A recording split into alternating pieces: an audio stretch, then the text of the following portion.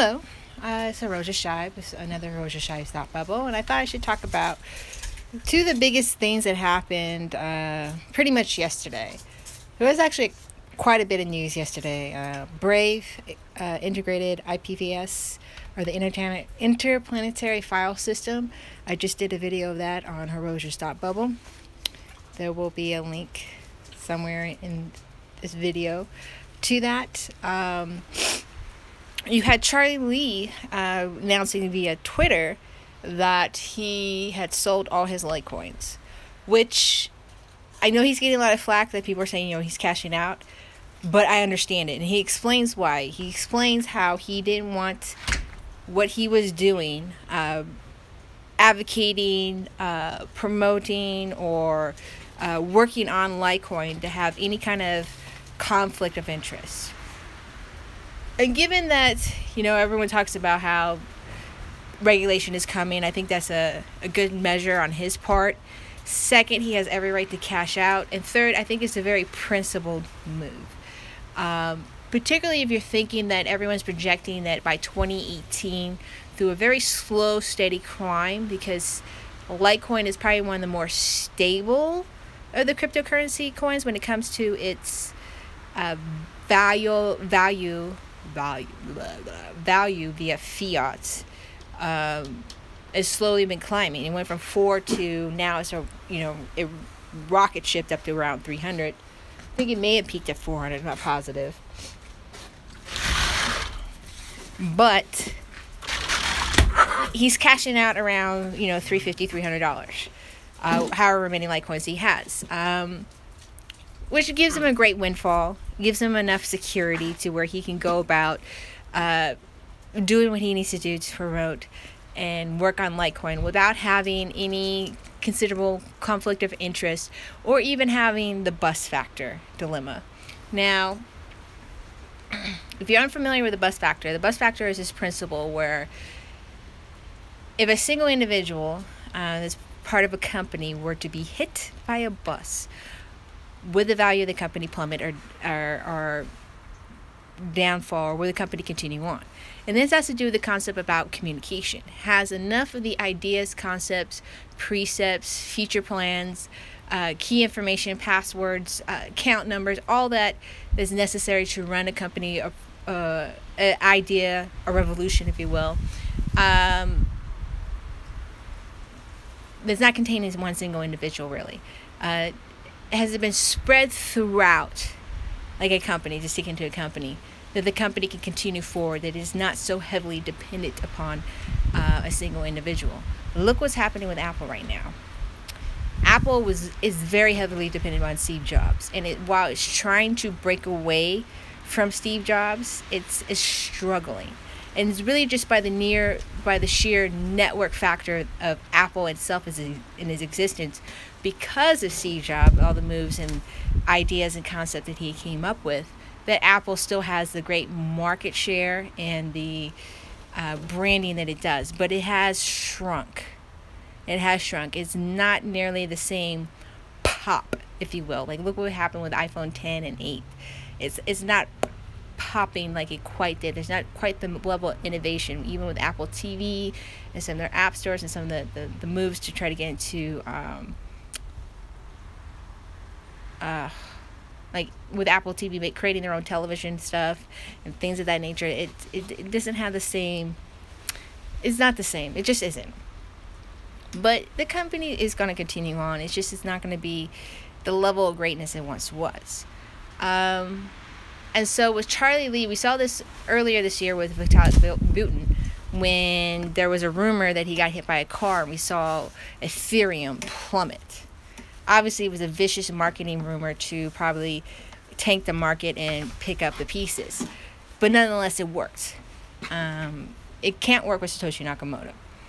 Even though he holds a tremendous amount of Bitcoin, allegedly, some say 1 million. There's more indications less than that, but still, he has a significant portion of Bitcoin.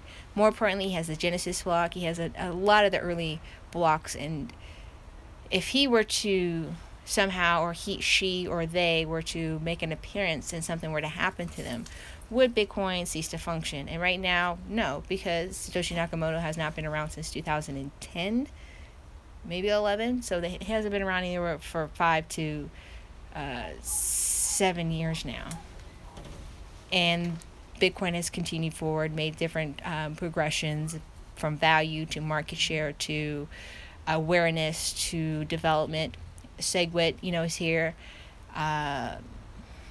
Lightning Network has been testing. Atomic swaps have been occurring. All sorts of different things have been in the books, are beginning to launch or soon to be launched. And all this without Satoshi Nakamoto's input. So the bust factor doesn't really encounter into Bitcoin unless those coins move. And when I mean coins, all the coins, like just a single Satoshi really moves. It may shake the market. But thus far that hasn't occurred. But with Charlie Lee, if Charlie Lee were to actually literally get hit by a bus, Litecoin would plummet, because he's been so much of the face, so much of the advocate, so much the proponent, the creator, the known creator of it, and he's distancing himself from it. So it allows for further development. It allows less focus on him as an individual. It allows for the community that has always been there, working, chugging along, from the Litecoin Foundation to different developers to merchants and things of that nature, to come into the spotlight, to grow further, and people realize that they're not dependent upon Charlie Lee for the value or improvements of Litecoin. So I think this is important. Also, as a regulatory, hedge, if you will.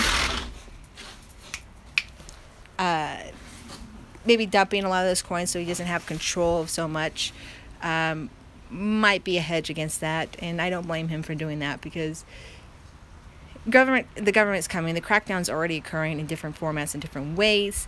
Market manipulations going heavy with the future markets, and we're going to get to that, segue into that just in a moment. But yeah, so I have no problem with Charlie doing that. He's very principled. He was very open about it. He's very direct about it. And given the fact that Litecoin will go up significantly, and he's cashed out at this what would be considered a low point, I'm not bothered by it, really. I think the Litecoin community will be stronger for it. So speaking of some regulation and manipulation, you have Coinbase, the biggest, quite frankly, one of the biggest market companies. I believe they are one of the biggest holders outside of a mining pool of Bitcoin, and they activated Bitcoin Cash trading. Now, no one anticipated it. There was some different types of rumors. There was a statement when the fork happened that many people were upset by this, that Bitcoin Cash that was being held by anyone who has a Bitcoin on their account, they were going to hold it to January. They were going to release it January 18th. They said it was for, network reasons, infrastructure reasons, and they were going to release it January 2018. Now, they decided 2 weeks prior to January 2018 to not only release everyone's Bitcoin Cash that had any, Bitcoin holdings at the time of the hard fork, but you can now buy and trade and sell through both GDAX, their other company, but Coinbase itself. And now there was a bit of an invite and a rumor mill thing, like it hardly adds up. So there were some people that were able to get in and selling their Bitcoin Cash before everybody else, and was able to take advantage of the market. The rest of the market reacted to it. Some places were already trading Bitcoin Cash that already existed. Now they got an influx, and this caused the price, because of this manipulation, if you will, particularly on GDAX, where it jumped to 9,000, for people to make some bank. Not only that, but Bitcoin itself plummeted. I don't think because of Bitcoin Cash trading that it's going to reach that 20K threshold. Past that, it's not going to break through that. It's going to be some months. I think it's trading around 16,000, and Bitcoin Cash is around 33,900. I think was the high I saw. So a lot of this is a bit of manipulation. Also, times with the mempool being like 200,000 transactions in the mempool. The futures market's opening up this week. It's a weird timing that Coinbase did this, and not only that, but the fact that they had to shut it down because of the manipulation, because of the withdrawals, because the influx, the fact that they there was a $9,000 value of Bitcoin Cash on DJAX. Is ridiculous, and just once again just shows that Coinbase just has always had a series of fuck ups. But because they've had so much investment, because they hold so much Bitcoin, and because they, quite frankly, have been one of the very few companies that made holding and buying Bitcoin dead simple, besides Circle, which got out, you know, they were able to basically get away with it. We've basically, as a community, created our own FrankenCompany. This is despicable, quite frankly. I don't mind that Coinbase is trading Bitcoin Cash. That's their business. They can do what they will. The market will reflect that with whether or not people are going to trade on their platform, use their platform, advocate for their platform. The market's going to tell them what's up. I think a lot of people have already, in the cryptocurrency space, have stopped using Coinbase, primarily because of AML, KYC, probably because, a lot of times because of their stance, particularly about SegWit 2x, raising the block size, the fact that they haven't activated any type of SegWit addresses through Coinbase, whether it be the GDAX or the Coinbase wallet. A lot of people have a problem with that. And just like the customer service has always been garbage. The fact that when they did activate those the bank account option where you can buy instantly, they didn't make their customers aware that certain banks won't do business with them. So if you have a Bank of America account or Chase, your account could get shut down. Just like little scuzzy basic 101 shit that they've been doing. And for a company that's supposed to be a unicorn and have $1 billion valuations, to have so many fundamental basic business problems, it's scary. It really, really is scary. And the only reason they're getting away with it is because they got in so early. They hold so much of the Bitcoin in the marketplace as custodial holders that they're able to get away with a lot of these fuck ups. And people are not either taking their coins out quickly enough, or they're just letting it sit there. And because of that, you know, Coinbase is going to continue further. Also, because of the dead simpleness, the fact that they're the #1 app, you're getting a lot of new people that have no idea what they're doing, and they just think it's an investment, and they're buying through their bank accounts or they're buying through their credit cards, and they have no idea what they're doing. They're just pointing, clicking, and Coinbase is taking full advantage of that. I think Coinbase as a whole, anyone who may have been hesitant before, anyone who's like, you know, it's still a new space, making any type of excuses or allowances for Coinbase, I think a lot of people are going to start moving their coins off of Coinbase if they haven't done so, and stop telling people to use Coinbase. I'm not going to allow people I know. In fact, one person I did help open a Coinbase account just this week, I'm going to have them move their coins off, just simply because I can't support this company any longer, you know. It's just too many fuck ups. It's too much manipulation. It's too much stupidness. And their failure is necessary if we want to grow as a community, if we want to get more decentralized exchanges, decentralized marketplaces, but more importantly, better. The whole point of the existence of Bitcoin is to have a better financial system where we are, you know, our own bank, but the entire economic system in itself that comes out of it, the intent is to be better, to not have this type of manipulation, to not to have these type of really significant fuck ups, bad customer service, just terrible customer service, terrible infrastructure, not enough developers, not enough servers. Seriously, for fuck's sakes, come on. There's no excuse for any of this, considering its valuation and the amount of money. There's no excuse. They shouldn't have done this. Maybe they could have activated and allowed people to pull their Bitcoin Cash out, but they should never allowed for the buy-in and trading. They obviously were not ready.